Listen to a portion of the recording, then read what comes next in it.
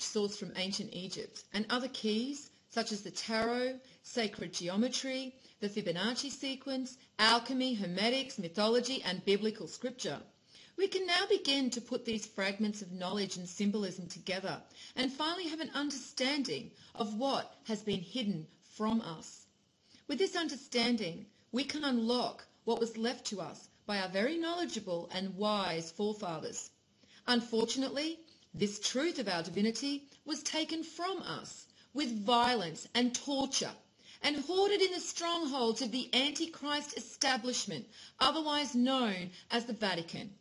But don't be naive in thinking this information would also not be known by the Freemasons and the elite families and royalty.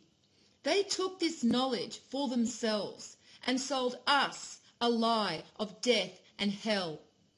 The Crusades were nothing more than an excuse to pillage and plunder all civilizations of this knowledge, so it could be kept for themselves at the expense of the masses, who they enslaved into bondage to serve only them. They murdered almost 1 million Cathars and stole all their scriptures and most sacred holy texts. They called them heretics and sentenced them to the most painful deaths. Now all we have left are remnants of these ancient texts that survived destruction. The rest was stolen by the Antichrist Catholics to be put together in a twisted version of Scripture, which they then used to lull the herd into a false belief of themselves and the reality in which they exist. Their agenda is to keep us in bondage to the physical plane, so we cannot move into our ethereal body, and they do this by giving us a perception of limit and lack about ourselves. We are told that we are beings that are finite and that we will die, and we either go to heaven if we are on our knees to them, or we go to hell to burn in eternity.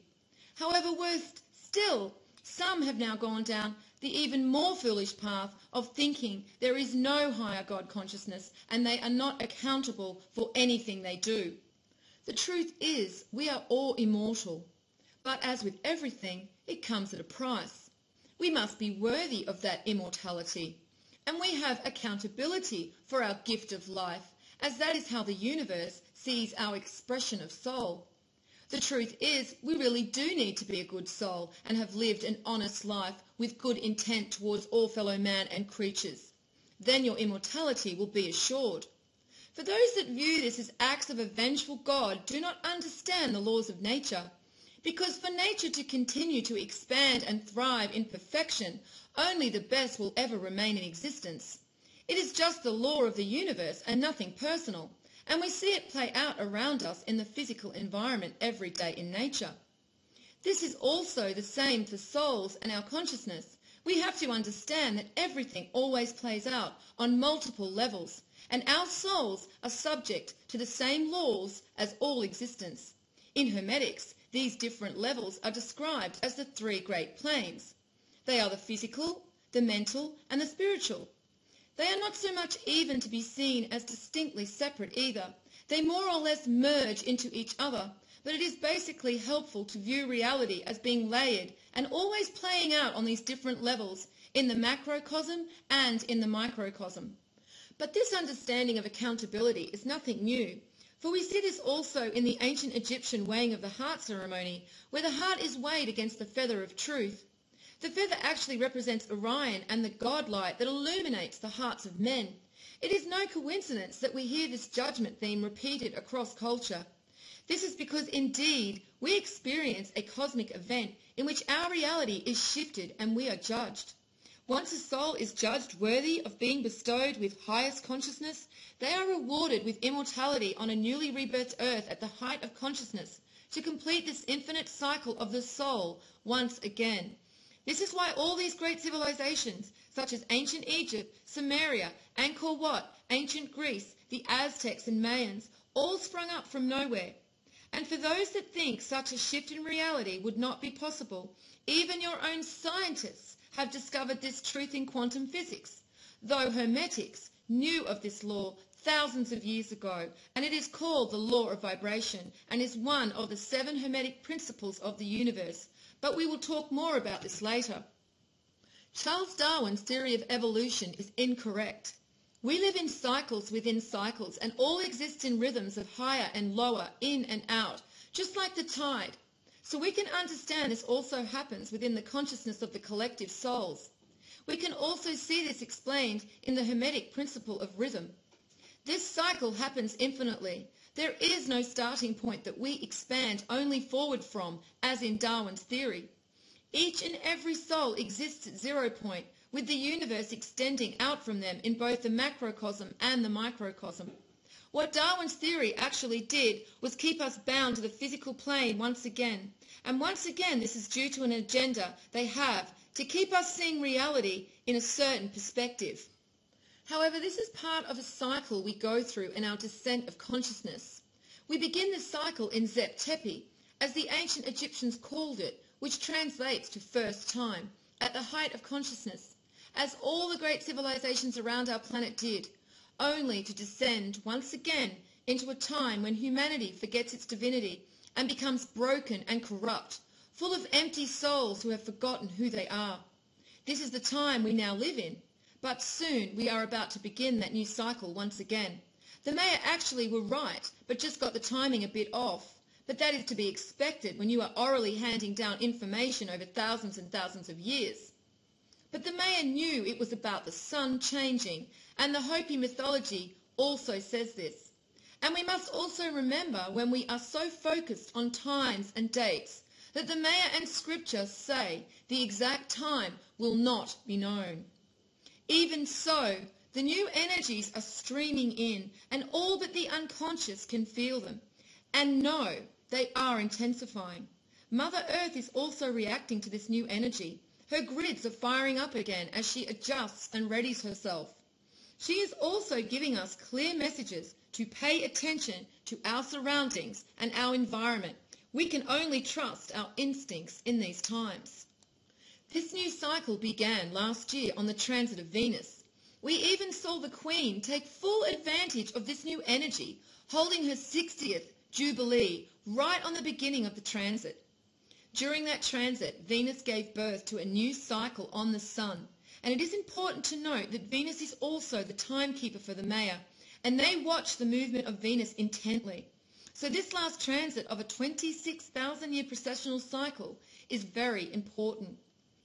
If we look to mythology, we can equate this event to Isis giving birth to Horus, or the Virgin Mary giving birth to Jesus. The new son Horus was birthed on the Venus transit last year, and so began a battle between Horus, the new cycle on the sun, and the old and corrupted son Seth, that oversaw a corrupted and broken civilization, as told in the ancient Egyptian mythology. And the ancient Egyptian mythology tells of the battle ending with Osiris rewarding Horus as the victor. This is symbolic of the new light of Orion being transmuted through the new young son Horus, also symbolic of baby Jesus. However, we have to understand that Jesus and Christ have multiple layers symbolically, and it is the Christ light that returns to the divine male twin soul that gives the name Jesus and Christ a connection with the Son. This is why we see such reverence for the Son of God, because it is the Christ light that illuminates within the divine male, who is the Ark of the Covenant. The Lamb of God is God returning a part of himself to the divine male soul. The divine female twin soul is the embodiment of the moon, and she is more connected to the ethereal. She is represented by Isis, but Isis also has aspects of Venus, especially when Horus is connected with her. The divine female soul is the Holy Grail, and she receives her knowledge directly from God. The scriptures and mythology are all telling the same story, and that is that it is both the divine male and female twin souls that must bring forth divine knowledge together. This is because this knowledge originates in the ethereal realm of the divine, and as such, males and females are equal in both skills and intellect.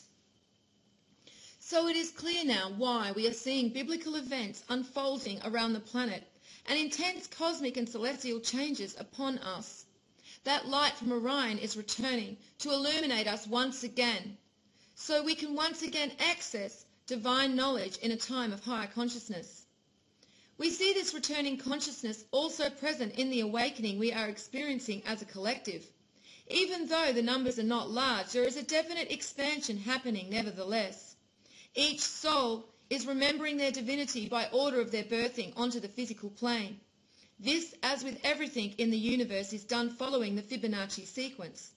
The first souls that are birthed through are called divine, as they hold the strongest memory of their divinity and the divine knowledge within them.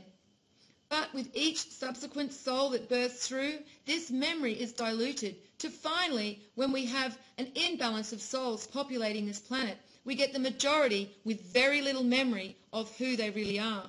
With this expansion of consciousness returning, what we are seeing in fact is us remembering the truth of our divinity that was once lost to us. We are beginning to remember who we are and the truth of our existence.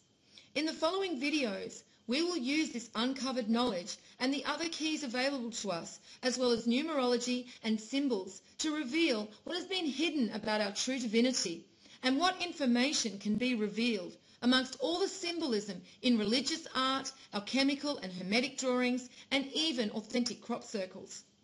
What they are hiding from us is that we are birthed as souls that split into male and female upon manifestation from God's consciousness onto the material realm. We are all immortal twin souls that were birthed onto this physical realm from the consciousness of our God located in the Orion Nebula. Our God consciousness is known by many names: Osiris, Odin, Vishnu, God, and more. But every ancient civilization around the world knew the importance of the Orion Nebula and our God, for he shapes our reality. This is where a solid understanding of hermetics is required if you are to fully fathom this information. If we go back to where I mentioned reality shifting and quantum physics, confirming this could indeed be a possibility, as we are all just particles created from waveforms.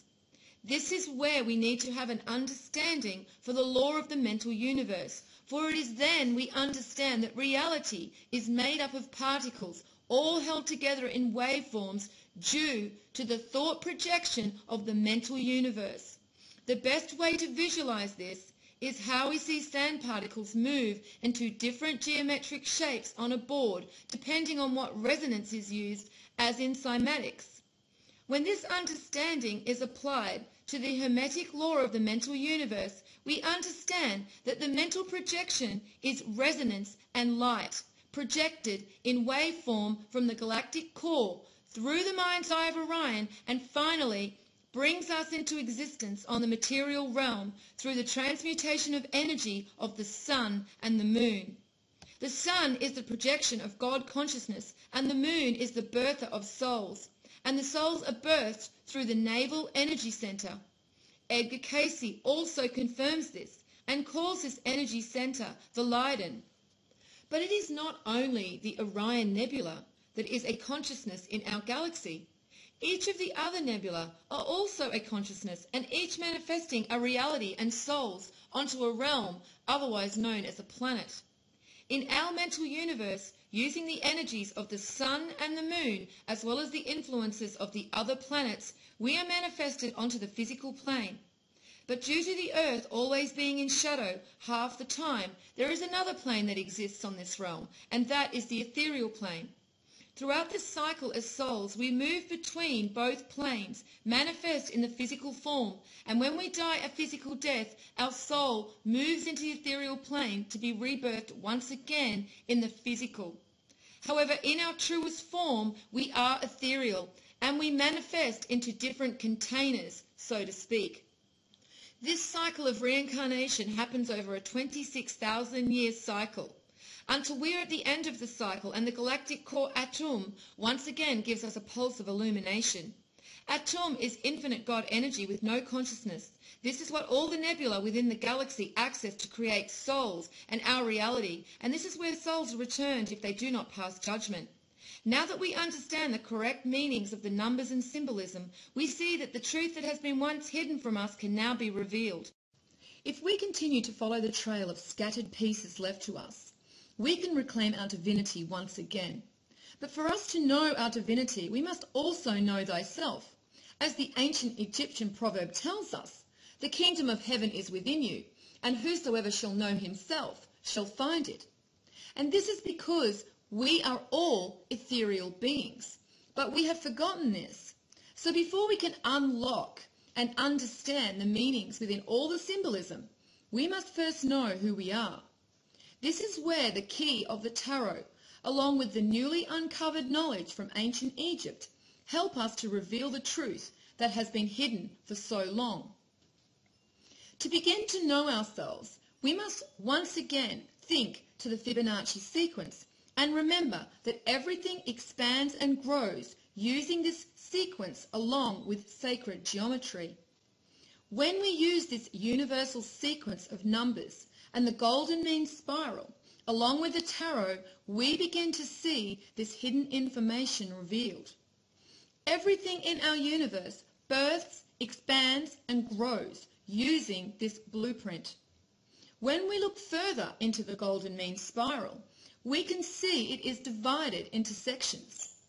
When we correspond these golden mean sections to the major arcana in the tarot, we begin to understand the evolution of our souls and our true divinity.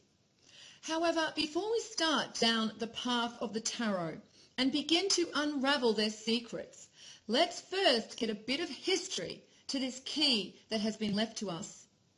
The tarot's original author is unknown. It is also uncertain as to exactly where and when the tarot came into existence. But it is believed that it originated in ancient Egypt about 3,500 years ago and was brought to Europe by the Rom or Gypsies as they travelled to Europe from India. Due to the increasing religious intolerance of the Antichrist Catholics and their attempts to suppress esoteric knowledge and sacred truths from humanity, the Magi who were in possession of this sacred knowledge were forced to encrypt these secrets into the tarot cards to keep this ancient wisdom safe from manipulation and destruction. The tarot was devised using the principles of the Kabbalah, but we can also see symbolism from ancient Egypt, the runes, astrology and numerology. And they also equate to the chakras and colour symbolism. The tarot consists of a deck of 78 cards in total. This is made up of 22 major arcana cards numbered from 0 to 21, and the minor arcana consists of 56 cards. However, it is the major arcana cards that we will focus on to help us decode this hidden information. So now we have an understanding of the importance of the tarot, and that they are not just some novelty for telling fortunes, as we have been led to believe. So let's now look at the first card. The first card is the 0 card, and not only does the 0 card represent the beginning of the major arcana in the tarot, but it is also the first number of the Fibonacci sequence. This card, number 0, equates to the Fool and represents Orion, the location for the God consciousness of our material realm. We can see this also in the Visconti tarot cards that surfaced around the 15th century. On this card, you can see a clear depiction of Orion with his club and feathers in his hair. We see that the Rider-Waite tarot card also shows the Fool with a feather in his cap. And if we look at ancient constellation maps, we see that Orion is depicted with a club and once again feathers in his cap. These feathers, as with the feather that is placed on the scale to be weighed against the heart in the ancient Egyptian weighing of the heart ceremony, are symbolic of the godlight of Orion. Some feathers, like peacock and duck feathers, display their colour with a process called structural colouring instead of pigment. Structural colouring is where the cellular structure of the feather or as with the shells of scarab beetles, are actually formed in a way where they refract wavelengths of light to create their colour. So once again, we see this connection to changing angles of light also contained within this symbolism. This is where the term feather in your cap originates from. This term was used to describe a great achievement or special honour. And of course, for those whose hearts are equal in weight to the feather, that is a great achievement and special honour indeed, for they are rewarded with the highest consciousness in Zet Tepi, or Aru, the field of reeds, as the ancient Egyptians described their Garden of Eden. We must pay attention to some of these old sayings, as they are actually remnants of truths that have managed to survive. Now, when we look to the Kabbalah Tree of Life, we see that the very top Sephirot is also connected to Orion and the Fool card. This Sephirot is called Kether, which means crown. It is also interpreted as both the topmost and regal crown. Just like the crown chakra, it sits above the head and is not a part of the body. And this is also why it is known as the crown, because a crown is worn above the head. The symbol of the crown is also seen in many alchemical drawings of the male and female twin souls, and is symbolic of the reuniting with God consciousness, and thus being crowned. This is why royalty wears crowns, as they are emanating this crowning of God consciousness. However, they are nothing but mere frauds that took the opportunity to enslave the masses and crown themselves. All of the other Sephirot below the crown are likened to the body, which starts with the head, depicted by Chokmah and Binah, with Daleth symbolic of the third eye chakra directly located in the middle. The third eye is also related to the pineal gland if we are to take the perspective of this area in the physical and not the ethereal body. Daleth is also called the door, or the door of the tent, and is symbolic for this energy point being the gateway to God consciousness, which is located at the crown. If we look to Hindu mythology, we see that they saw the third eye chakra as a gateway, for they believed that the spiritual energy from the external environments could enter their body through this gateway, and hence they take the utmost precaution in protecting it with spiritually positive protecting forces. From this point in the Kabbalah tree, it descends downwards until it reaches the root chakra that equates to Malkuth. But the symbolism on the Fool card is not only symbolic of Orion, our God consciousness. It is also symbolizing the potential soul before it has been birthed into existence and splits into twin souls of male and female. Once again, if we look to Kether on the Kabbalah Tree of Life, it represents the primal stirrings of intent in the Ein Sof. Ein Sof in Kabbalah means God prior to his self-manifestation, and this is because God manifests a part of himself within the souls that are birthed onto the material realm. It is also said that Kether is so sublime, it is called in the Zohar the most hidden of all hidden things, and is completely incomprehensible to man. This is once again speaking of God, for what else but God can be so incomprehensible to man?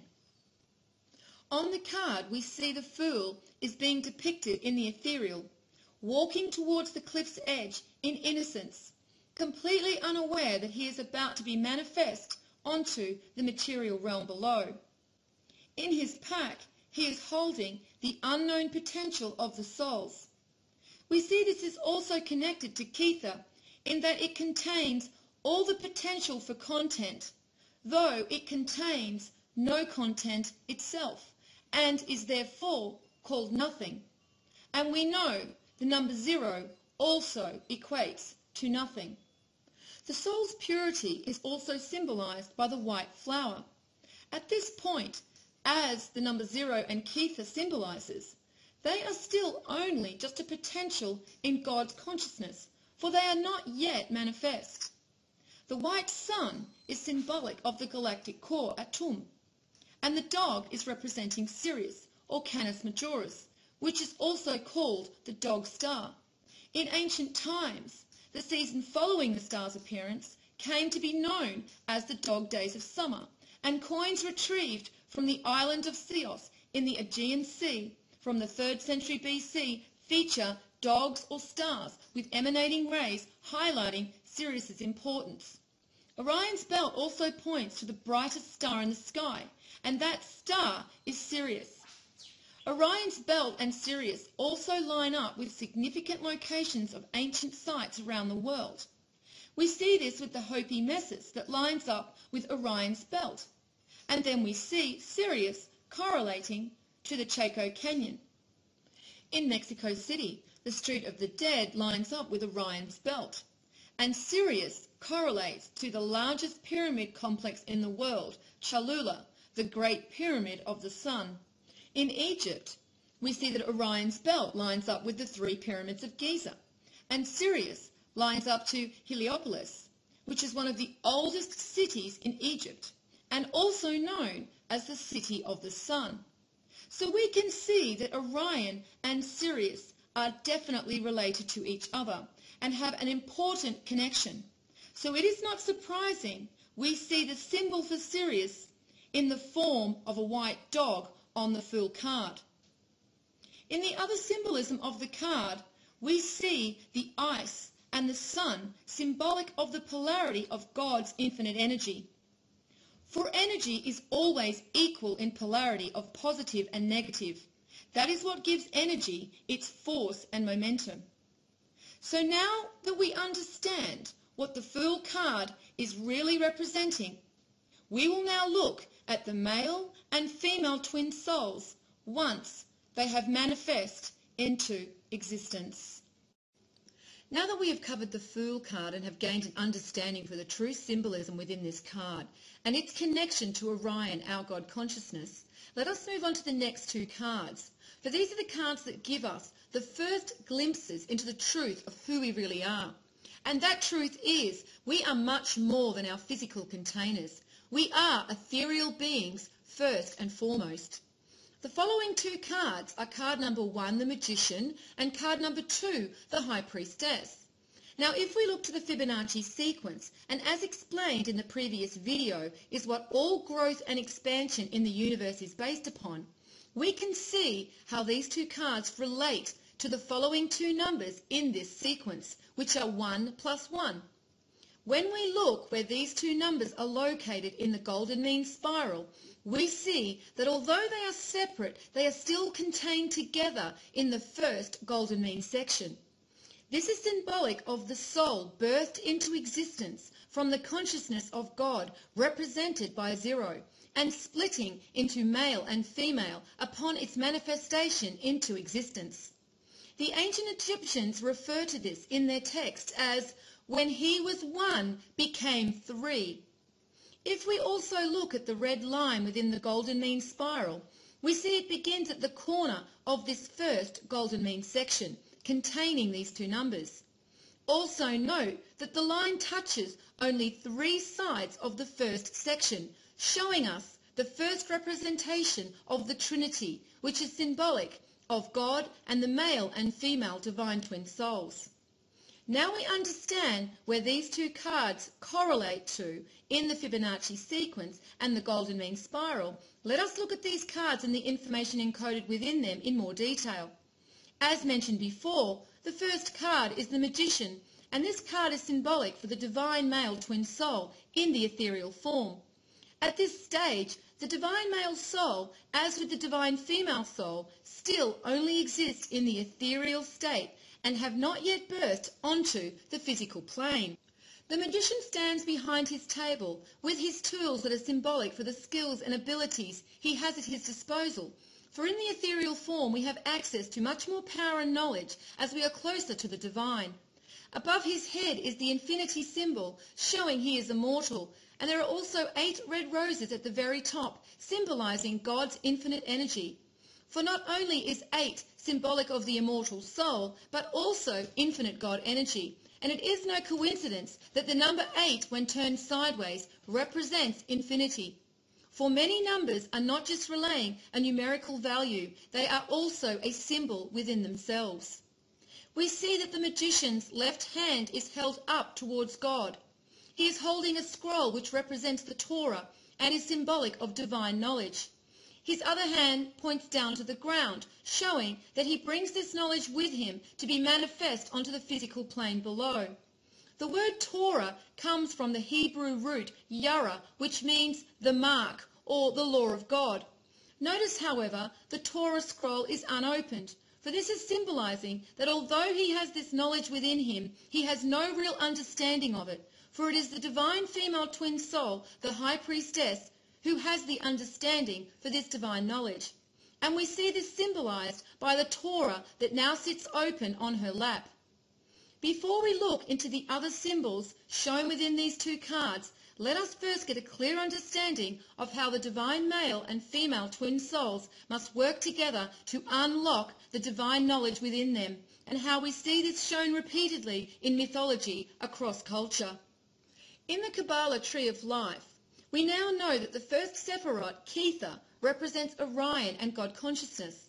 So now we see the following 2 Sephirot are called Chokmah, which equates to wisdom, and Binah to understanding. Chokmah is representing the magician, and Binah represents the high priestess.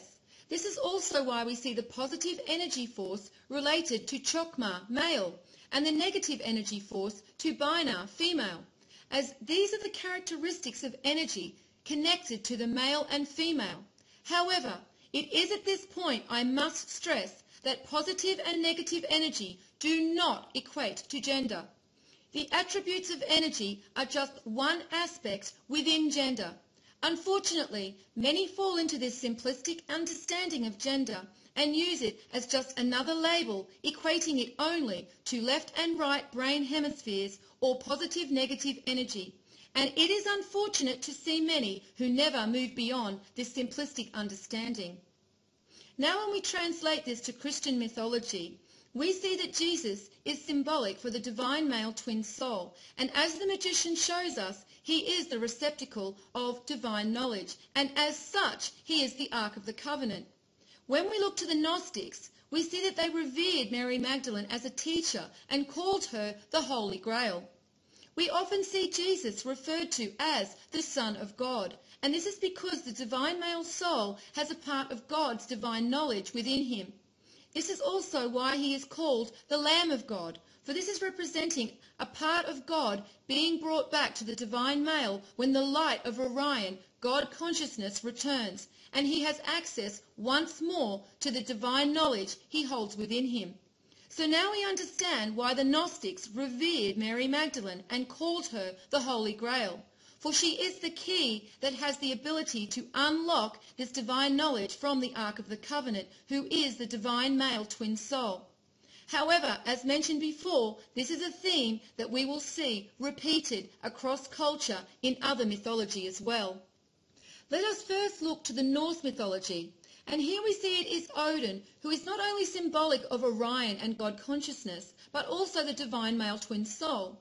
The story goes that Odin, symbolic in this instance for the divine male twin soul, hangs from the world tree for 9 days and 9 nights, pierced in the side by his own spear. This is seen also with Jesus, who is pierced in the side with a spear when he hangs from the cross. And in Mark 15, verse 33, it states, "And when the 6th hour was come, there was darkness over the whole land until the 9th hour." So we see again the number 9 is mentioned in both accounts of Odin and Jesus. The number 9 is the number of the divine. It is the Trinity within the Trinity, like a fractal within a fractal. It is symbolic of the male and female divine souls reuniting with God consciousness, and shows each holds a part of the divine within them as well as each other. This is symbolized by the snake around the waist of the magician in the shape of a circle, representing the female twin soul, and the outstretched snake that sits behind the pillars and curtain of the high priestess card is symbolic of the phallus and the male soul. The circle and rod, which are symbolic for the male and female, are repeatedly seen represented in symbolism across cultures. For more understanding of this, we can also look to the yin-yang symbol that shows the male and female twin soul, each with a part of the other within them. Yin-yang is not representing energy as we have been led to believe, for energy must be absolute in its polarity. What this ancient symbol is representing are the twin souls. So let us return to Odin, who hung from the world tree for 9 days and 9 nights. After this time he is given divine knowledge by way of the runes, but it is said that it is Freya, his consort, the embodiment of the divine female twin soul, that teaches Odin the magic and knowledge of the runes. However, even when we look to Odin in his representation of Orion and God consciousness, we see that he has 2 ravens called Hugin and Munin. In Old Norse, Hugin means thought, and Munin means memory or mind. So here we see that Hugin represents the divine female soul's ability to understand or have thought, and Munin, representing memory or mind, is symbolic of the divine wisdom held within the male soul.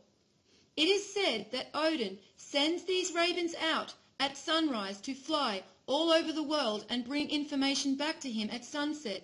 And although he fears that Hugin, thought, may not return, it is Munin, memory, that he fears for the most. And this is because, as we will see when we visit the card of the Emperor, it is the physical attributes of the male twin soul that are more connected to the foundational characteristics, whereas the female twin soul has more of a connection to the ethereal. Due to these foundational attributes of the male twin soul, as we descend into lower consciousness, they are the first to lose the memory of their divinity. And when consciousness returns, their ability to remember their divinity takes longer to return. We see this also in the Zohar with Lilith leaving the garden in disgust because Adam no longer sees her as his equal.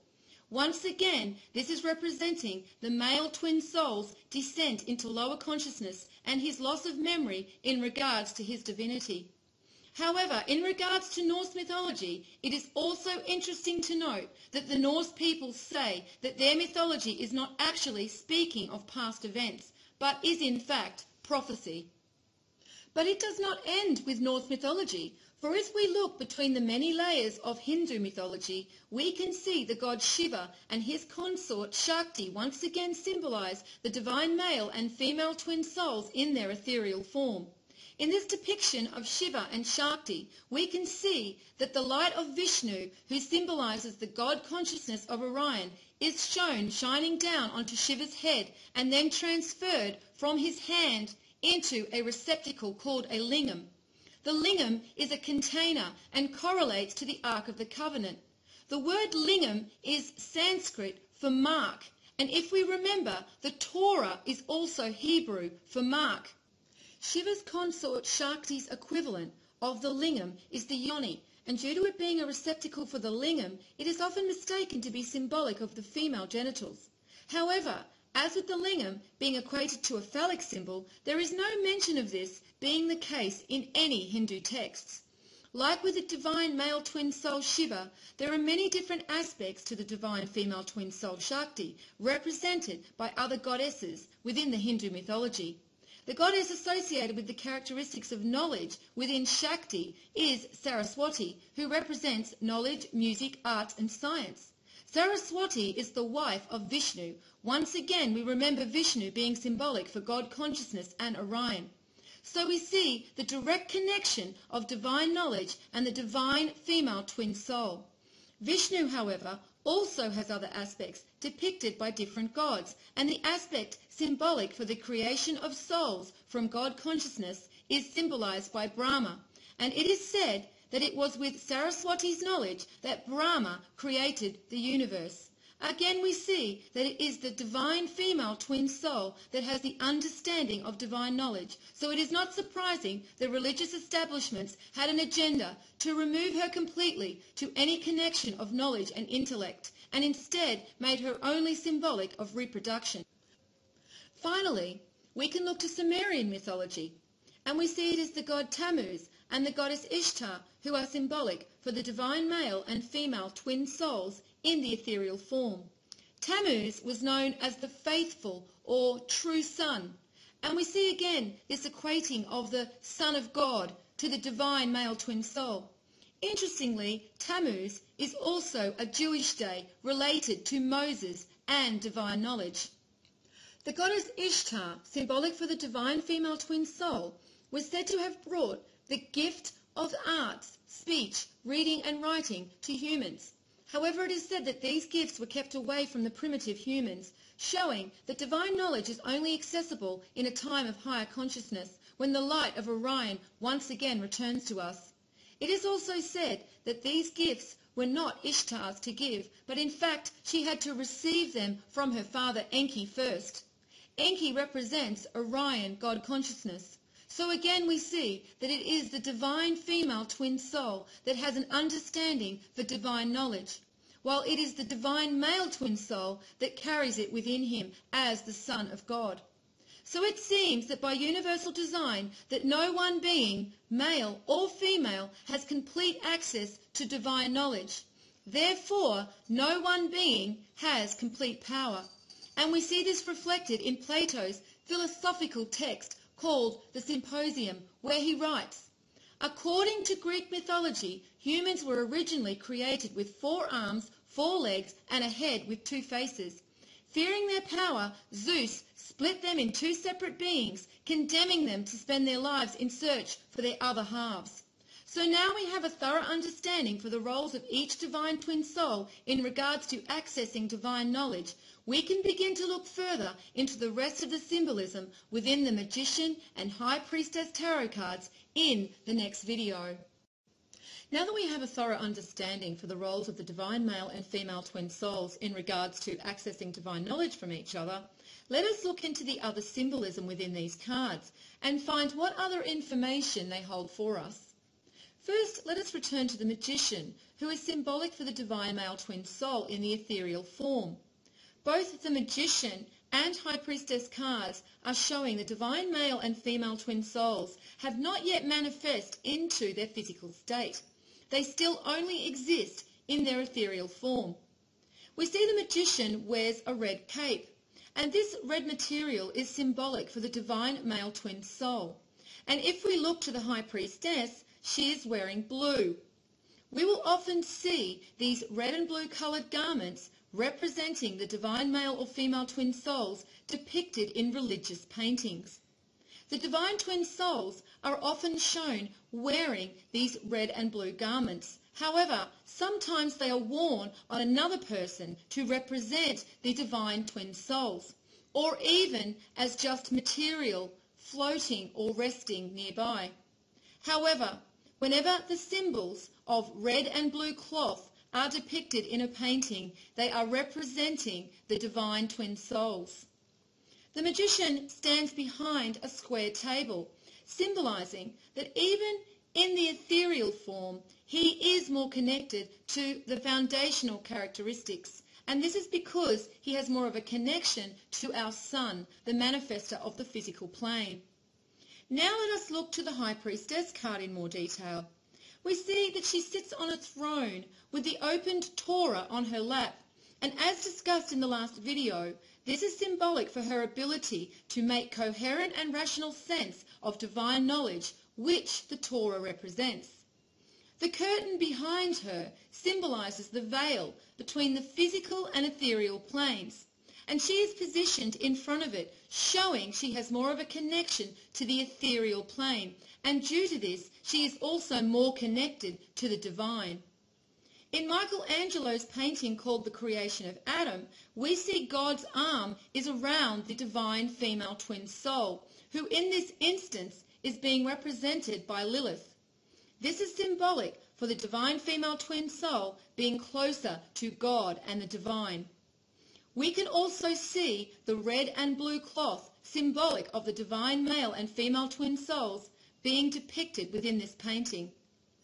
However, this connection to the divine is also represented in the 8 pomegranates shown on the curtain. 8 is symbolic for the immortality of the divine female twin soul. And when we look deeper into the symbolic meaning of the pomegranates, we find they are also connected to God consciousness and Orion. Let us first look to where they are mentioned in 1 Kings 7, verses 13 to 22. These verses tell of the pomegranates depicted on the 2 pillars standing at the entrance of King Solomon's temple, which represents God consciousness. These are the same pillars also depicted on the high priestess card, which stand for Jachin and Boaz. These 2 pillars are representing the gateway to the God consciousness of Orion, and this gateway can only be accessed through the heart, for the gates only open to those who are deemed worthy of immortality. If we look to verse number 20, it says, "The capitals of both pillars, above the bowl-shaped part next to the network, were the 200 pomegranates in rows all around." Now, if we look to the number keys we have from ancient Egypt, 20 is shown to us as one of the numbers connected to the heart. However, you will also note that the number 8 is related to the heart too, as is the sun. And we see a cross is also depicted on the chest of the high priestess. This is also showing the connection of the sun and the heart. It is also interesting to note that the heart of a human fetus beats for the first time on the 20th day. There is also a connection between the 200 pomegranates on the 2 pillars and the sun, for there were 200 days from the Venus transit on the 5th of June in 2012 to the December 21st solstice. As discussed in the first video, this is when Horus, the new sun, was birthed. The high priestess also wears the headdress of Isis, who is also symbolic of Venus. And we can see that in the paintings where Mary is depicted with the pomegranate, she is holding Jesus as a child. The pomegranate and the divine female twin soul are also mentioned in another verse in the Bible, with this quote from the Song of Solomon 4:3. "Thy lips are like a thread of scarlet, and thy speech is comely. Thy temples are like a piece of pomegranate within thy locks." We can clearly see that he is speaking of the divine female twin soul. And if we look to Lilith and Mary Magdalene, who are symbolic of the divine female soul, there is mention always made of their beautiful long hair. And the verse 4:3 equals 7, which also equates to ethereal form. There is also a strong connection to the divine female twin soul and God consciousness in Orion within the Greek and Roman mythology regarding the goddess Hera, who is directly related to Zeus, being one of his 3 sisters. In Greek mythology, it is Zeus who is symbolic of Orion and God consciousness. Hera is often portrayed with the pomegranate in her hand, and the cow, lion, and peacock are also sacred to her. So once again here with Hera, we see the female twin soul and a connection to the peacock, symbolic of the changing light, bringing in higher consciousness and with it divine knowledge. However, with the mythology of Hera, there is a direct connection to Orion. For in the Orion story, Hera cast Pomegranate Side, an ancient city of Antalya, into dim Erebus for daring to rival Hera's beauty. This is speaking of the waxing and waning of consciousness and the access to divine knowledge within the divine female twin soul that comes with the new light from Orion. There is also a connection to the pomegranate and divine knowledge in the Jewish tradition, for the pomegranate is seen as a symbol for righteousness, and it is said that the 613 seeds of the pomegranate correspond to the 613 mitzvot, or commandments of the Torah. Even today, many Torah scrolls are stored when not in use with a pair of hollow silver pomegranates placed over the two upper scroll handles.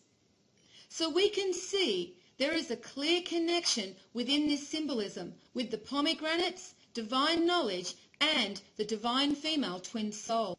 Finally, at the foot of the divine female twin soul, we see the crescent moon is being represented. And again, this is because it is the moon that governs the ethereal plane and births the souls onto the physical realm. Hence, the moon is shown at her foot, close to the ground. And as with everything birthed into existence, this is done with the female energy. And as such, this is also symbolized within the moon shown here on the High Priestess card. We should also note the number on this card and the way it is depicted, which are in Roman numerals. If we look at this number symbolically, it can also represent the number 11. Again, if we look to the number key we have from ancient Egypt, the number 11 is the number connected to the moon and the navel chakra. And as mentioned in the first video, Edgar Cayce stated the soul burst into the physical container through the Leiden energy point, which was located at the navel area. And we also see this in the inscription of the great high priest of ancient Egypt called Nepaneteru, which says, "The West seeks to hide from him who follows his heart. The heart is a god, the stomach is its shrine." So we see there is a connection to the High Priestess, the moon, and the birthing of souls to the navel energy point, and the symbolic representation of the number 2 on this card also confirms this once again.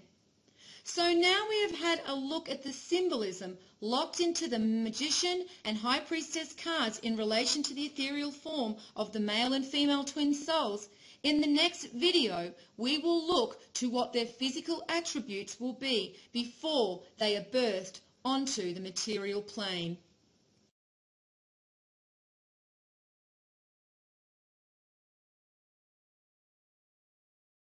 Now that we understand the symbolism within the Magician and High Priestess cards, we know we are first and foremost ethereal beings who merely spend time birthed into our physical containers onto the material realm. We experience our incarnations on this realm between the two manifested planes for a period of 26,000 years, which is one precessional cycle. As with all things that exist in our universe, everything is a microcosm and macrocosm of the other, a fractal within a fractal. And as Hermetics tells us, this manifests on all the planes, physical, spiritual, and mental. However, the cycle we experience as physical beings incarnating on the physical plane is a smaller microcosm to the cycle of our ethereal self existing on the ethereal plane.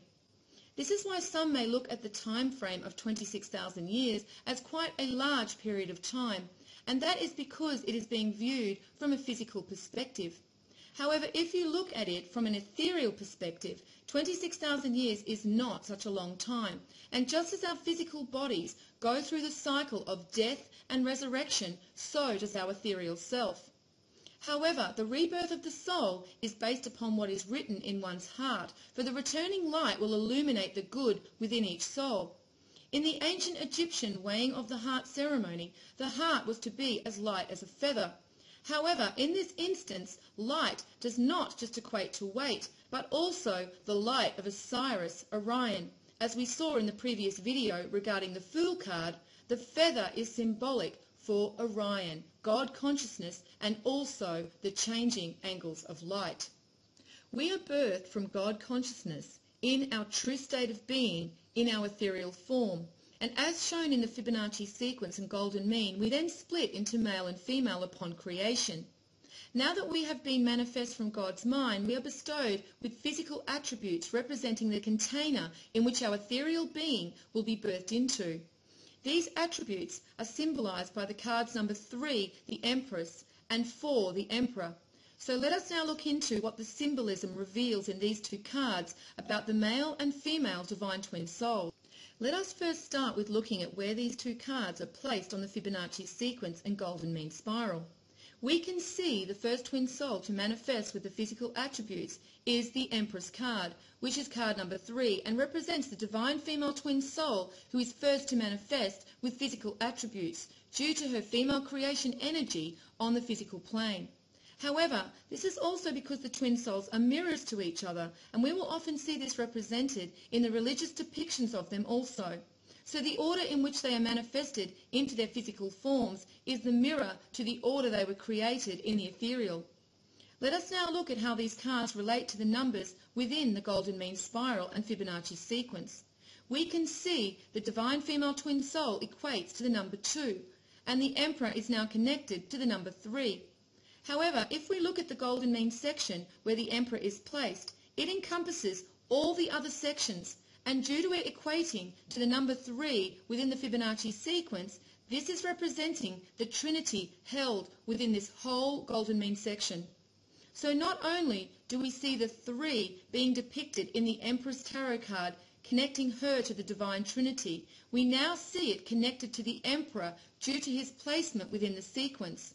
So with the Empress equating to a 2 on the Fibonacci sequence and then correlating that to the number keys from ancient Egypt, the number 2 relates to 20 and the heart. And we also see the white heart clearly represented on the Empress card. This is symbolic of her connection with the divine and her ethereal self through the good intentions of a pure heart. With the Emperor being connected to the number 3 in the Fibonacci sequence, if we look to the number keys we have from ancient Egypt, this number connects him to the navel chakra.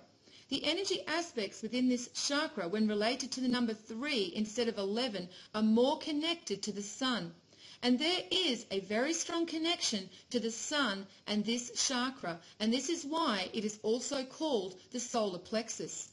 If we look to the Hindu texts, this energy point at the navel is called the Manipura. And according to the Hindu tradition, this chakra is the 3rd primary chakra and is called the City of Jewels. The Manipura symbol for this chakra is depicted by a downward pointing red triangle. The area inside of the triangle is called the fire region, and the yellow circle in which it is situated is showing a connection to the sun energy. And as the triangle is pointing down, this is showing this energy is manifest below onto the earthly plane within the male twin soul. This triangle is also representing the Trinity birthed onto the physical plane, for within every soul is a part of the other as well as the divine. The 10 petals are showing the infinite cycle of the souls, rebirthed into the physical bodies and reuniting with God consciousness, as 10 is an infinite number, for if you divide it by the Trinity, you will get an infinite number, 3.3333 to infinity. We can see the number 10 is also represented in the Kabbalah Tree of Life diagrams by alchemists Kircher and Robert Flood, who show 10 spikes or rays at the top and bottom of the Tree of Life to indicate that this cycle of birth and rebirth of the soul is infinite. The Hindu texts also relate the fire region within the triangle to the god Vani, who is shining red with 4 arms and is seated on a ram. So we see a connection to the god Vani, the ram, and this chakra, and the ram's head's on the Emperor card. We also see that the god Vani has 4 arms, and let us not forget that even though the Emperor is in the number 3 position in the Fibonacci sequence, he is still also a number 4 in the tarot. The stone chair he sits upon is also representing a square, which also equates to the number 4 and symbolizes the foundational and earthly instinctive attributes he brings down with him. As mentioned previously, these foundational attributes are also the reason why the male soul is the first to forget his divinity as we move into a time of lower consciousness within the cycle. Once the memory of their true self is lost, they use their foundational attributes to take power and take control over the physical on the material plane. However, this is a result of the waning light of consciousness, so should not be viewed as evil or negative. It is just a part of the cycle of consciousness we exist in. The seed mantra for this chakra is the syllable Ram, and within the bindu or dot above this mantra resides the god Rudra, and he is sometimes described as red or white with 3 eyes and a beard. Rudra is one of the names used for the god Shiva, so we can see a direct connection to Rudra and Shiva, the divine male twin soul in the ethereal form. So we see that Rudra represents the foundational and physical aspects of Shiva and embodies the unpredictable and destructive earthly elements within the male twin soul. However, Rudra was also a healer, so we see these renewing forces are also present within these foundational characteristics of the divine male twin soul. Rudra is also said to be the early form of Shiva. This is symbolic of the divine male soul evolving from his physical form into his ethereal self, represented by Shiva. Now let us look to what the emperor holds in his hand. We see in his left hand he is symbolizing the male and female with the Ankh, with both the circle and rod being depicted. His immortality is also symbolized within the Ankh, as it was symbolic for the key of eternal life. The orb in his right hand is known as the Globus Crucica and was said to show one who had complete dominion over all. In ancient times, the orbs were held by priests as a symbol of the sun and its power. However, the real truth has been obscured, and the orb is actually symbolic for the receptacle of the divine knowledge he holds within him. This orb has had many changes in the way it has been depicted throughout the ages. However, we can see in this very early depiction of the Emperor Frederick I Barbarossa, dated 1188, that he holds the symbol of the orb as a circle and cross, and below it is a book, indicating knowledge being brought down to the physical plane from the higher consciousness in the light of Orion, transmuted through the sun. We also see in this painting by Leonardo da Vinci that the orb is clear, representing that the Holy Spirit that brings in higher consciousness is not definable. The 5 gems on his crown show that his divinity is in his destiny, for the number 5 relates to the agreement or covenant with the divine made by the soul. For the soul's potential is known to itself and God consciousness before it is manifest onto the physical plane. In James 1:12 it states, "Blessed is the man that endures trial, for when he is tried, he shall receive the crown of life, which the Lord has promised to them that love him." We also see this Bible verse is 1:12, which equates to the number 4. Once again, the Emperor Tarot card is a number 4. Now let us look to the Empress card in more detail. Firstly, we see that the earthly plane is not shown as rugged and harsh as it was on the Emperor card. And this is because the divine female soul has a natural connection to the higher energies of Mother Earth, symbolized by the 7 tree peaks. For the number 7 is connected to the ethereal and higher states of being. The 8 pearls on her necklace are symbolic of her immortality. She has 11 stars on her crown, and this is showing the connection to the creation aspect within her on the material plane, as 11 is connected to the manifesting of souls onto the physical plane. She also holds her scepter higher, again showing her connection to the ethereal. The scepter is also representing the rod and the male twin soul, and the circle at the end of the pillow is symbolic of the ring and the female twin soul.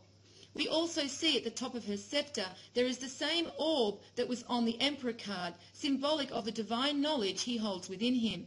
The illumination of divine knowledge within the female twin soul is symbolized by the pomegranates on her gown. These were depicted on the curtain in the previous card, the High Priestess, but now she wears them on her garment. These pomegranates are showing the female twin soul's understanding of the Torah and the divine knowledge which it represents. She also sits upon a white hart, showing again she is close to the divine. And we see the symbol for Venus is shown within the heart. Aphrodite is a goddess connected to Venus, and her other symbols are the dove and the pomegranate. The dove is symbolic of Venus bringing in the light of God consciousness, and we can see this is represented with the dove in religious paintings, showing the Holy Spirit or light that brings with it the illumination of divine knowledge. Aphrodite's symbols also included wheat, and we can see wheat is depicted at the bottom of the Empress card. In Christian mythology, wheat was symbolic for the children of truth. And in Matthew 13:24, Jesus said, "The good seed, the wheat, are the children of the kingdom, the product of truth, which the sower had sowed." On the ancient Egyptian number keys, we see that 13 is at the crown chakra and represents the death of the physical container to reunite with God consciousness. 2 plus 4 is 6, and 6 represents the physical form. This is showing truth is the seed one needs to sow to return to God consciousness from the physical form. And again in this verse, Psalms 55, "The wheat are the true church, gathered with the sickle of truth. Gather my saints together unto me, those that have made a covenant with me by sacrifice." 5 and 5 are symbolic of the agreement or covenant with the divine made by the twin souls before they are manifest onto the physical plane. And 5 plus 5 equals 10, which is symbolic of them honouring this covenant and living in truth, being their key to this infinite cycle and their immortality. So now we have unlocked the symbolism within these two cards. Let us move on to the next card, the Hierophant. Now that we have an understanding for the creation and evolution of the twin souls in regards to their ethereal and physical forms, let us look at the next card, the Hierophant. At this time, the male and female twin souls have still not manifest onto the physical plane. For before they make this final transition from the ethereal to the material realm, they must first understand their covenant with the divine. This is symbolic of the Hierophant card, which is equated to the ethereal conscious force between the divine twin souls and God consciousness. For they cannot reunite with this divine consciousness again until the cycle is completed.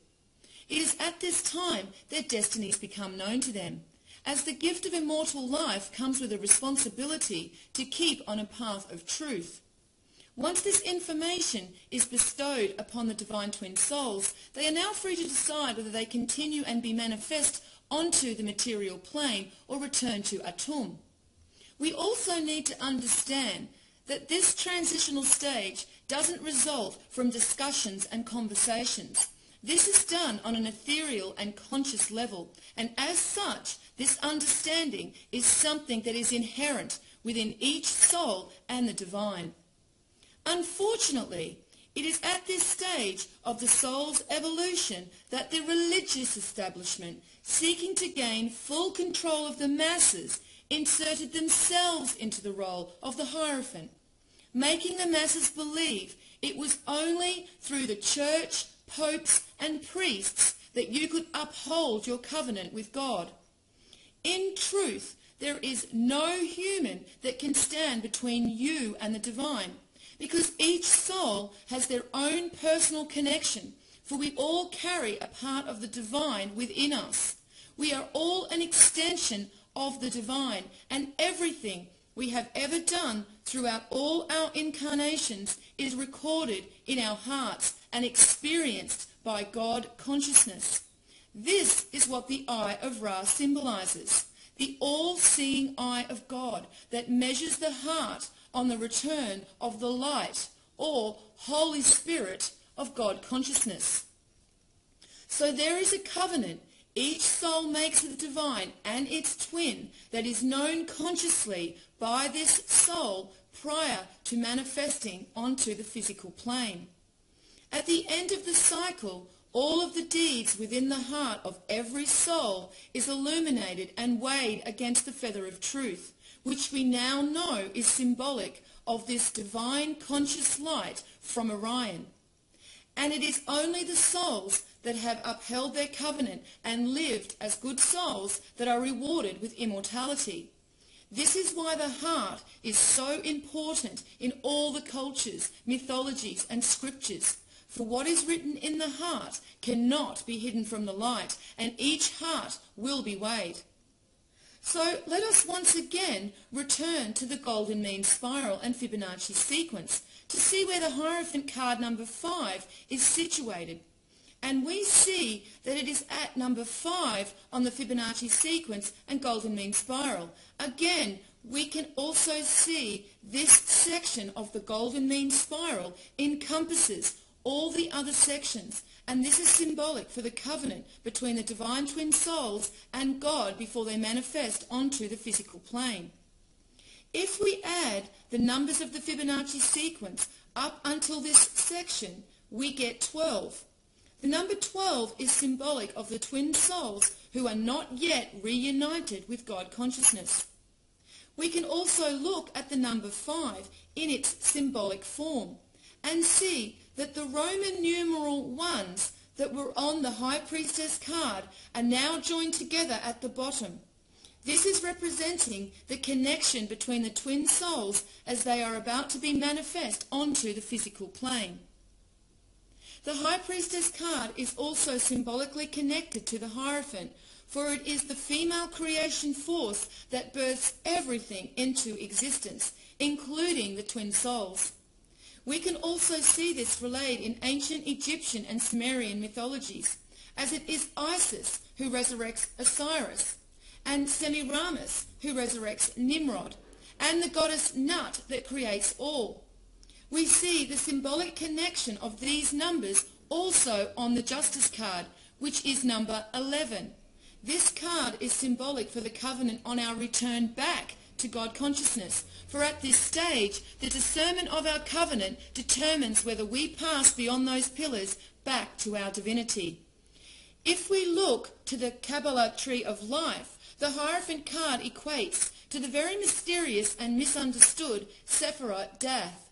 Dath is like Kether, and they are both symbolic of the ethereal and conscious forces outside of the ethereal physical form represented by the other Sephirot. Dath is situated between the throat and third eye chakra, representing a conscious and ethereal force between the soul and divine consciousness. In Kabbalah, Dath is said to represent a third conscious intellect. This is symbolic for the conscious ethereal force between the divine and the consciousness of the souls. Dath is placed directly in the middle of the four Sephirots, Chokmah, Binah, Chesed, and Geburah. These Sephirot are symbolic of the ethereal and physical forms of the male and female twin souls. Just as we saw the tarot and Fibonacci numbers depicting the mirrored creation sequence of the twin souls from ethereal to physical, we also see this shown in the tree of life with the positions of these four Sephirot. So we have the magician represented as Chokmah, the high priestess Binah, the empress is Chesed, and the emperor is connected to Geburah. Chesed is symbolic for the attributes within the physical manifestation of the divine female twin soul, of love and kindness. And Geburah encompasses the physical qualities of the emperor and is symbolic for strength, power and judgment. We also see that Dath lies directly beneath Kether, and it is said in some Kabbalah texts to be a reflection of Kether. Dath is also situated directly in the middle of Tifereth, the heart, and Kether, God consciousness. However, this also includes Daleth, which represents the mind and is connected to the third eye chakra. The path on which Dath is situated is known as Gimel or Camel and represents the connection from the heart to the divine, but shows that there is a third elemental consciousness that we must pass beyond, which is represented by Dath. Dath is also situated between the throat and third eye chakra, as it is symbolic of the expressed agreement of our covenant between the divine and our twin soul. The path of Gimel shows us that we must pass beyond Dath and have upheld this covenant to be bestowed with immortality and crowned at Kether. It is the light within our hearts that grants us access beyond the pillars of Solomon's temple to reunite with the divine. We can also see the path of Gimel or camel reflected in this old saying. It is easier for a camel to pass through the eye of a needle than for a rich man to go to heaven. Gimel is also the 13th path, And on the number keys from ancient Egypt, the number 13 is also directly related to the third eye and crown chakra, for this is symbolic of the death of the physical container upon reuniting with God consciousness. So again, we see the path to the crown is directly related to the heart. And once again, on the ancient Egyptian number key, we can see that the number 8, which is symbolic for immortality, is connected to not only the heart chakra, but also the third eye and crown chakra. However, we will visit this further when we look into the Death Tarot card in future videos. In this verse from Psalms 119:17, it even mentions the word Gimel. It states, Gimel, deal bountifully with thy servant, that I may live and keep thy word. The numbers of this verse are also significant, as we see it relates to 11 and 8. 11 being symbolic of the twin souls manifest into their physical body, and 8 equating to their immortality. Again, we can also see this covenant between the twin souls and the divine clearly shown in 2 Kings 23:3 with, and the king stood by a pillar and made a covenant before the Lord to walk after the Lord and to keep his commandments and his testimonies and his statutes with all their heart and all their soul, to perform the words of this covenant that were written in this book. And all the people joined in to the covenant. The king is symbolic of the divine male twin soul, and we see the verse mentions with all their heart. This is relating to the covenant between God and both the divine male and female twin souls. However, it also mentions, and all the people joined into the covenant. This is symbolic of every soul thereafter making a covenant with the divine. If we look at the numbers of this verse, we see it is 23:3. 2 and 3 equal 5. This is directly connected to the Hierophant Tarot card number 5, but also the Fibonacci sequence and golden mean spiral. And the 3 is representing the Trinity bound by this covenant. As discussed earlier, the Hierophant is related to death on the Kabbalah tree of life. However, the Hierophant also has a connection to the path of the serpent, as it represents the throat chakra on the tree of life. According to the Hindu tradition, the throat chakra is the 5th primary chakra and called the Vishuddha or Vishuddhi. So again we see a connection between the number 5 with this chakra and the Hierophant card. The mantra or seed sound for this syllable is called Ham. It is interesting to note that some religious belief systems have an aversion to ham or pork. Could this be a strong symbolic gesture enacted as a way to ensure their memory of this covenant was kept? In the bindu or point above the mantra resides the deity Sadashiva, who has 5 faces and 10 arms. Again we see the connection to 5. And we also have 10, which represents both covenants of the twin souls and the infinite cycle of death and resurrection. The throat chakra is also symbolic of the energetic force we use to express our souls onto the material plane. This expression emanates from what is brought together from our heart and mind, thinking and feeling in unison. Together our feelings and thoughts are expressed at this energy point to be manifest onto the physical plane. The throat chakra is where we speak our truth and our lies. The immortality of our souls is determined by this expression of our soul and our connections with others on the material plane through cause and effect. Cause and effect is also a principle of Hermetics. This is the end of part 1 of number 6 in the Mystery Teachings series. In part 2, we will gain more of an understanding of the principle of cause and effect which governs our lives and how this is related to the Hierophant card and our destiny. Every cause has its effect. Every effect has its cause.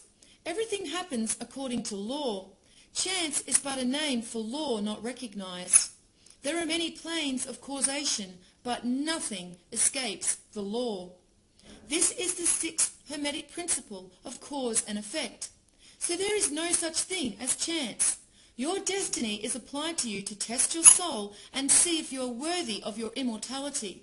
And this is a covenant and agreement each soul accepted. We see this application of cause and effect to our existence also related in the Kolbrin Bible, where it states, "Destiny may be likened to a man who must travel to a distant city, whether or not he wishes to make the journey, the destination being his destiny. He may choose whether to go by way of a river or by way of a plain, whether across mountains or through forests, on foot or horseback, slow or fast. And whatever befalls because of this decision is fate. If a tree falls on him because he chose the forest path, it was fated, for luck is an element of fate. Destiny leaves no choice. Fate gives limited choice, which may be good or bad, but it cannot be averted. What is fated must be, for at no point can there be any turning back." It is when our tests are done at the end of a cycle, and we have seen through these tests in truth with strength of heart, the soul is rewarded with immortality. It is then the soul can be at rest and there can be peace within our hearts. As it says in Psalms 116:7, "Return unto your rest, O my soul, for the Lord has dealt bountifully with you." 116 equals 8, which equates to immortality on the Egyptian number key, and 7 equals the ethereal soul. The Hindu texts relay this chakra point is where the nectar Amrita drips down from the bindu, symbolized on the mandala, and is split into either a pure form or a poison. However, it is also known as the purification center, so therefore symbolic of redemption. Amrita is a Sanskrit word that literally means immortality and is often referred to in Hindu texts as nectar. The word's earliest occurrence is found in the Rig Veda, where it is also referred to as soma, the drink which bestows immortality upon the gods. The Greeks called this nectar ambrosia, and it carries the same meaning. So we can see this energy point is very important, as it determines whether we continue this cycle of the soul and experience immortality and Zep Tepi, or whether we become accustomed to the taste of the poison and experience death and decay. A bindu dot in a mandala or mantra is symbolic for the manifesting point of that chakra. So we see this chakra is very much tied to the immortality of the soul. And it is not only in the mental projection of our will from the third eye chakra, but the expression of it onto the material plane that grants or denies our immortality. This chakra is also associated with the element of ether, and as such shows the connection between the third eye chakra that is situated completely in the ethereal, and the heart chakra, which is our energy point that is anchored between the ethereal and physical plane. At the bottom of the card, we see the male and female twin souls are depicted about to take their covenant with the divine. The male soul is on the left, and we can see that he is now wearing on his shirt the flowers that were above his head in the magician card. The female twin soul on the right has the blue and white flowers on her shirt, symbolic for her blue dress and white pillar in the High Priestess card. These pillars are also represented on the Hierophant card and the Justice card, for again, they are symbolic of the veil between the physical and ethereal planes. And on the Hierophant card, they are showing that the energetic force of the Hierophant stands between the two pillars and represents the conscious acknowledgement of this pledge with the divine before entry to the material plane is granted. On top of the pillars, we see a flourish on each pole. This is representing the ethereal form of the divine male and female twin souls. They are clearly depicted differently to ensure a distinction between them is made. The Hierophant points his two fingers upwards to indicate both the twin souls are answerable only to the divine. However, the two crossed keys show each soul's destinies are also entwined, and they sit in front of the Hierophant, showing that the covenant with each twin soul is also overseen by God. On each side of the keys, we see a disc divided into 4 parts, equating to 8 pieces. 8 represents their immortal soul and shows that their immortality is bound within their covenant to the divine. So now we have 8 shown on each side of the key, representing the immortal soul of the male and female twin souls. However, if we look on the shoes of the Hierophant, we have our third 8. So now we have the 2 immortal twin souls represented, and the third 8 is symbolic of their immortality being connected to the Hierophant and their covenant. We also see the discs can represent 6, which is symbolic of the physical form. And when we add them together, we again get 12. And let us not forget that the Fibonacci sequence also equates to a 12. As mentioned previously, 12 is symbolic of the divine male and female twin soul before they have reunited back with God consciousness. We also see 12 depicted on the front of the Hierophant's garments with the 3 crosses. Together, this equates to 24. If we divide 24 by the Trinity, we get 8 once again. He holds the triple cross, or otherwise known as the papal cross. The 3 bars of the cross represent the Trinity of the divine and the male and female twin soul. We see the Hierophant holds this cross in his hand, symbolic for the covenant he holds between them all. His crown with 18 spikes is depicting that it is through this covenant they will reach the reunification with the divine and transform into the divine number of 9. And finally, we see again in this verse 2 Corinthians 5:10, it states, "For we must all appear before the judgment seat of Christ, that everyone may be recompensed for things done in his body, according to what he has done, whether it be good or bad." We can see the covenant represented in this verse by the number 5, and again the infinite cycle of the twin souls and their covenants are represented in the number 10. So now we understand the Hierophant, and that he is not a religious figure, but instead is symbolic of our own individual soul agreements with the divine. So now the divine twin souls have agreed to uphold their covenant with the divine upon being manifest onto the physical plane. In the next video, we will look at the number 6 card, the Lovers. So now the divine twin souls have consciously understood and accepted their destiny and covenant with God consciousness. They are now manifest onto the material plane to begin their journey throughout the cycle of incarnations between both the physical and ethereal planes. The tarot card equivalent to the transformational emergence onto the material plane of the male and female divine twin souls is the Lovers card, which is card number 6. However, when we look to the Fibonacci sequence and golden mean spiral, we can see it is a number 8 in the sequence. If we add all the previous numbers in the Fibonacci sequence up until this number, we get 20. And if we look to the ancient Egyptian number key, we can see that 8 and 20 are situated at the heart chakra.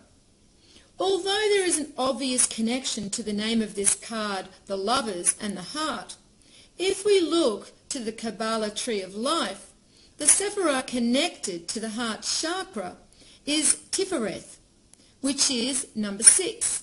So this confirms again that the number 6 and the Lovers card are connected to the heart, and the numbers of the heart chakra are 8 and 20.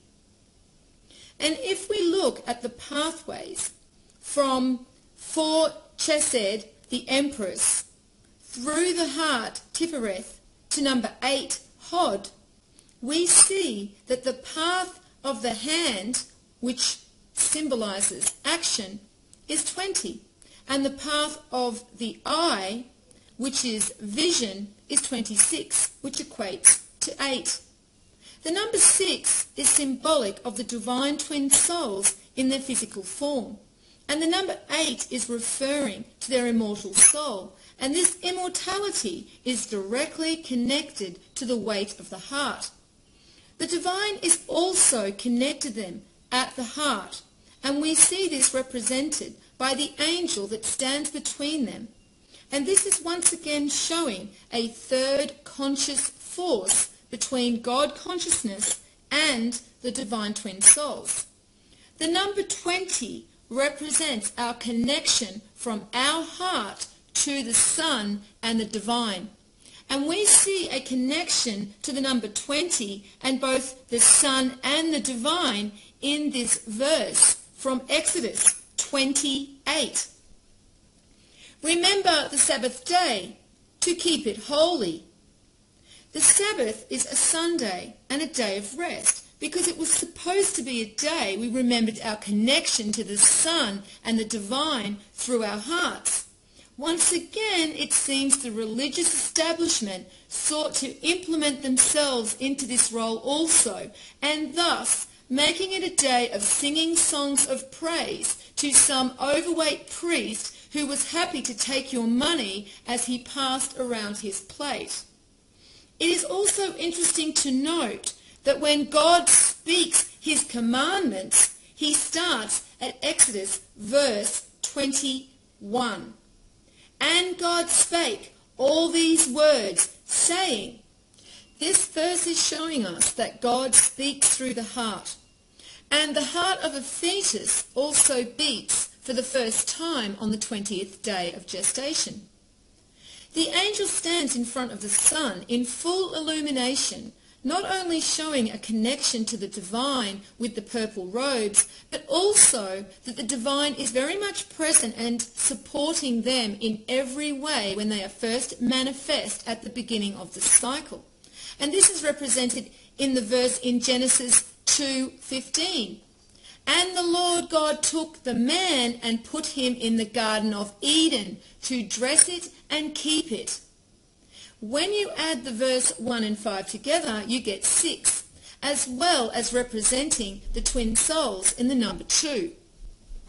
At this time, they are in harmony and full consciousness and have the gift of expression and knowledge shown by the symbols of the serpent and the apples on this card. For we see that the divine female twin soul is in front of the tree and has access to this knowledge, and the expression of this knowledge is symbolized by the snake, because we see the snake referenced to speech and expression in both the Kabbalah tree of life and Scripture. On the tree of life, the throat chakra is located at the path of the serpent, and in Scripture, the serpent speaks to them about eating the divine fruit of knowledge in Genesis 3:5. For God doth know in the day ye eat thereof, then your eyes shall be opened, and ye shall be as gods, knowing good and evil. 3 and 5 equals 8, the immortal soul, and the number 8 is also connected to the heart chakra. So now we understand that the serpent and tree of apples are symbolic for the expressed intellect of the female twin soul. However, the divine male twin soul has his divine knowledge represented by the tree with the 12 flames. The fires are representing his divinity illuminated within him, as they are at the height of consciousness and have full access to their divinity. However, in the background, we can see a steep mountain has been depicted. This is to denote that this will not be a continuous cycle of never-ending plains, but one of changes. The mountain is represented in a phallic way, as it is the male that will forget his divinity first and force Lilith from the garden as they once again descend in consciousness throughout this cycle. When consciousness leaves them and they forget their divinity, they are no longer welcome in the garden. And we see this in Genesis 3:24. So he drove out the man, and he placed at the east of the Garden of Eden cherubim and a flaming sword which turned every way to guard the way of the tree of life. 2 and 4 equals 6, and 3 is the Trinity.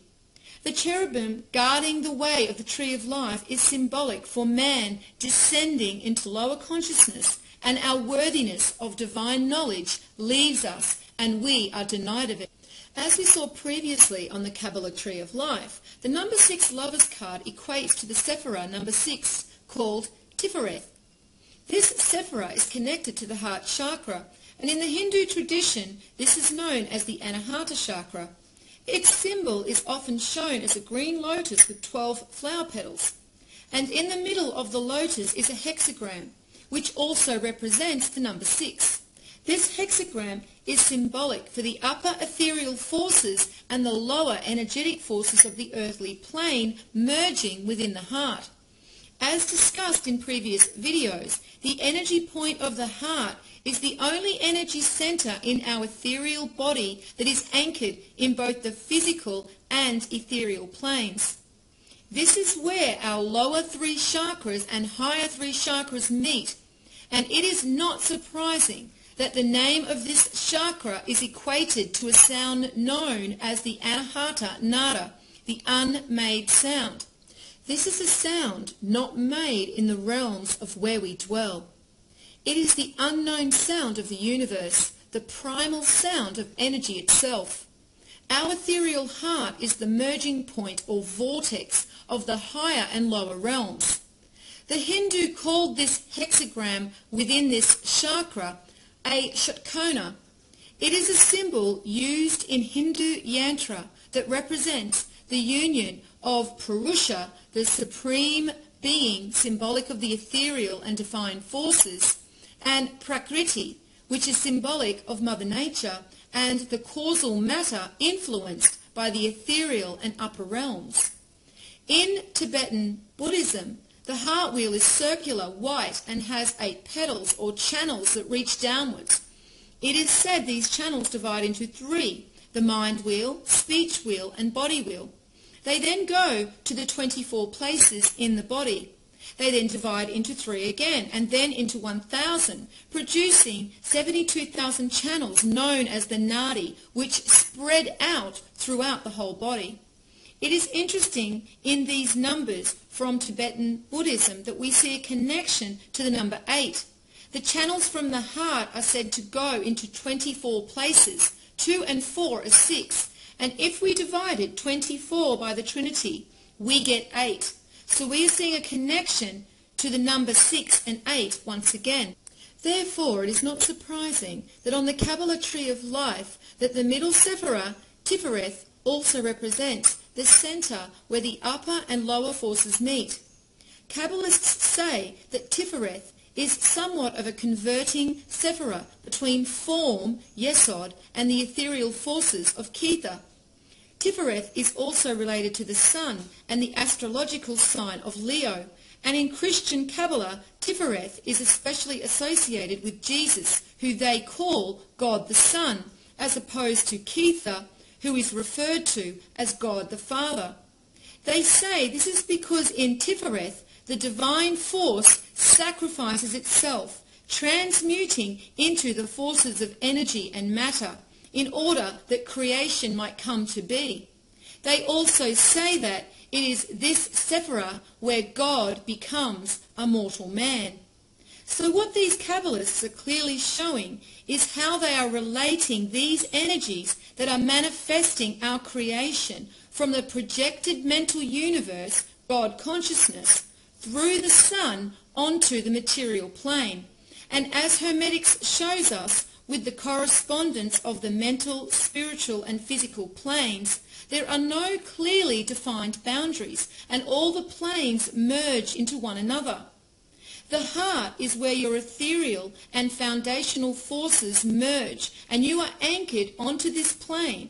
and the sun is the energetic connection that anchors the soul here by the heart, projected through God's mind.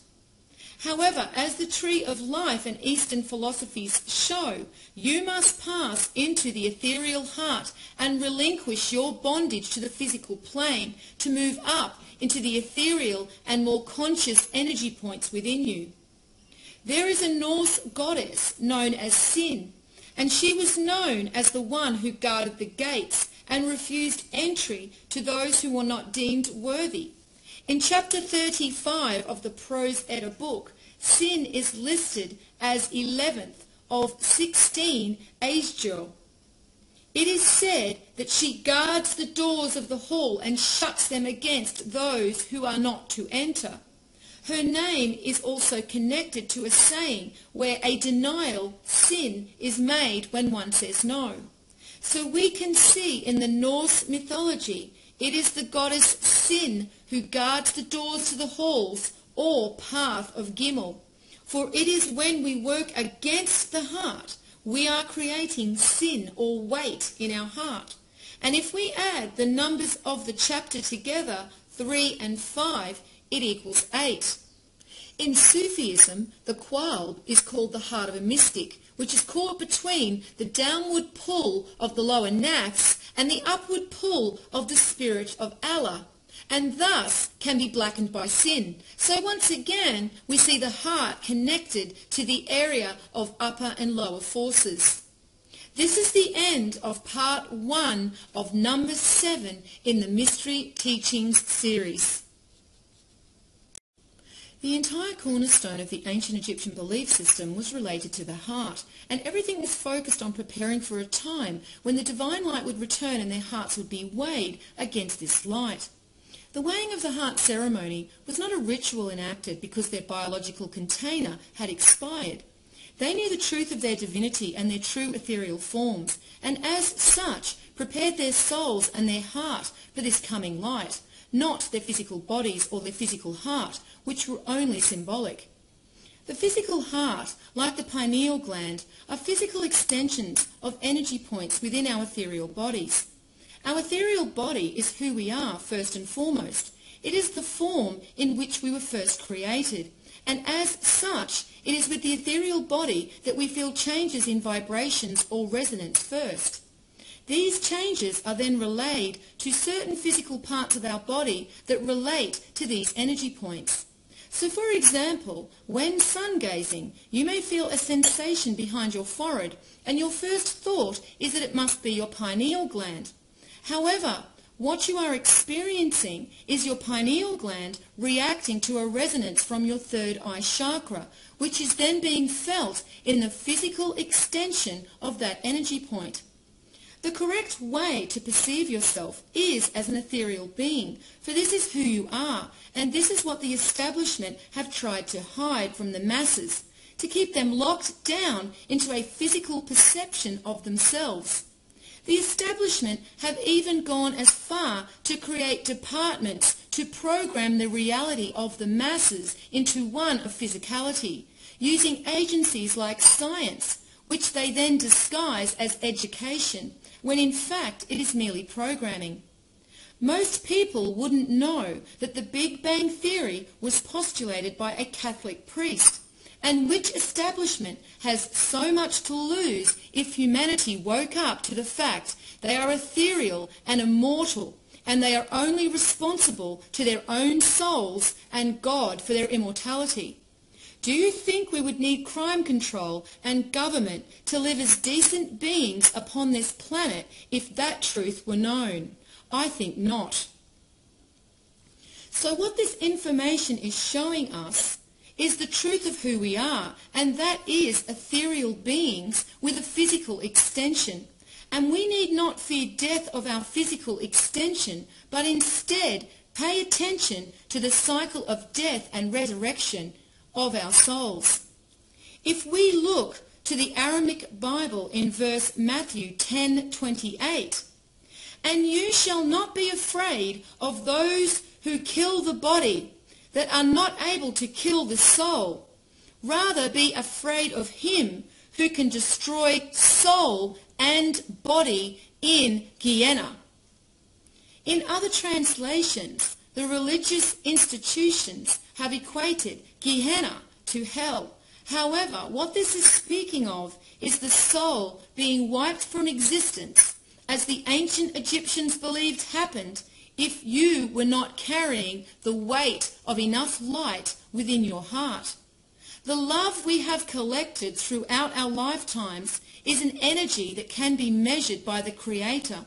And when this divine light returns, we will be measured against the light of the Creator to see if we are worthy of our immortality. And we see this verse is number 1028, which is reduced to 10:10, showing the infinite cycle of the twin souls. In this verse from the Egyptian Book of the Dead, they speak of the heart and truth leading them back to heaven and their godlike divinity.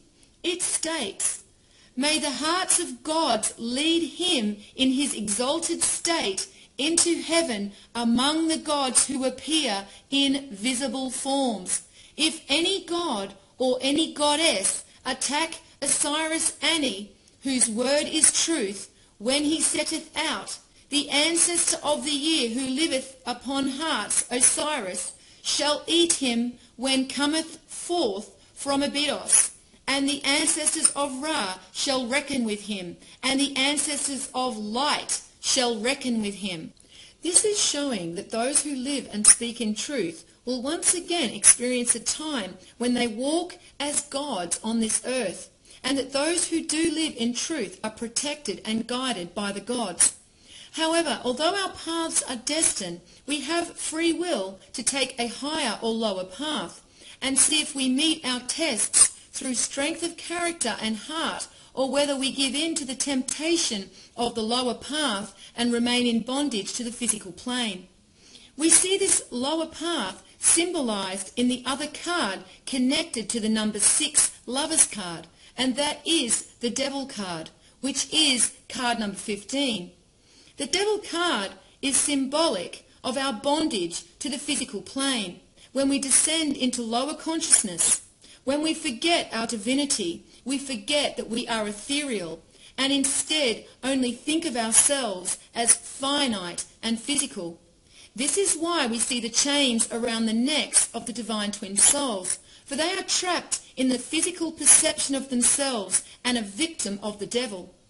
In Daniel 5:20, it shows the heart is connected to his covenant in this verse, but it could not override his mind in lower consciousness. It states, "But when his heart was lifted up and his mind hardened in pride, he was disposed from his kingly throne, and they took his glory from him."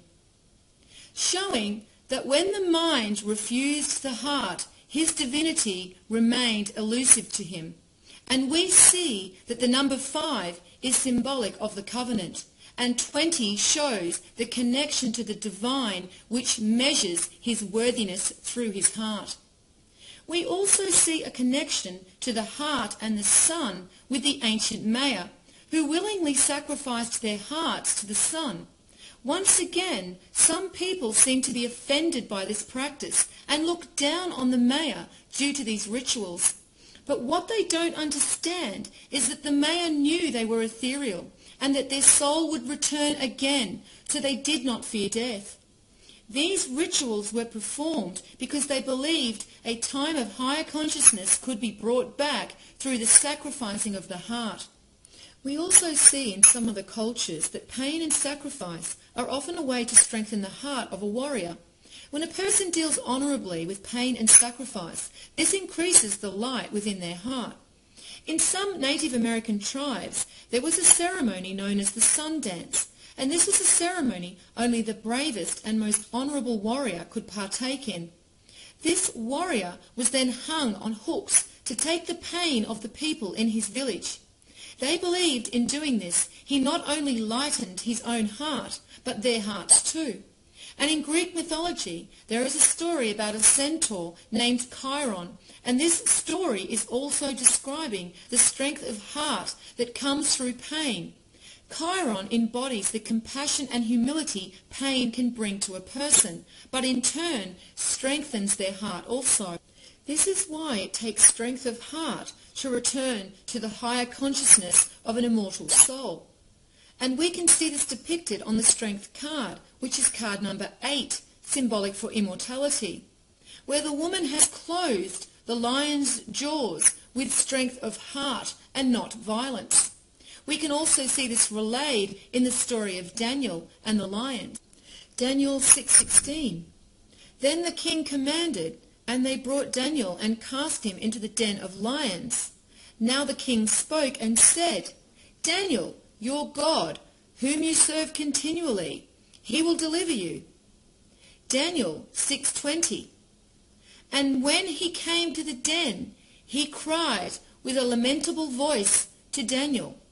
And the king spoke and said to Daniel, O Daniel, servant of the living God, is your God, whom you serve continually, able to deliver you from the lions? Daniel 6:21. Then said Daniel to the king, O king, live forever. Daniel 6:22. My God has sent his angel and has shut the lions' mouths, that they have not hurt me. For as much as before him innocence was found in me, and also before you, O king, I have done no hurt. Daniel 6:23. Then the king, exceedingly glad for him, and commanded that they should take Daniel up out of the den. So Daniel was taken up out of the den, and no manner of hurt was found on him, because he believed in his God. The verses here in Daniel 6 are showing that when Daniel believes in his divinity and is no longer trapped in the illusion of bondage to the physical body, in his darkest hour he is rewarded with the truth of his divinity and immortality. This is relayed to him by his angel, which is symbolic for his ethereal self.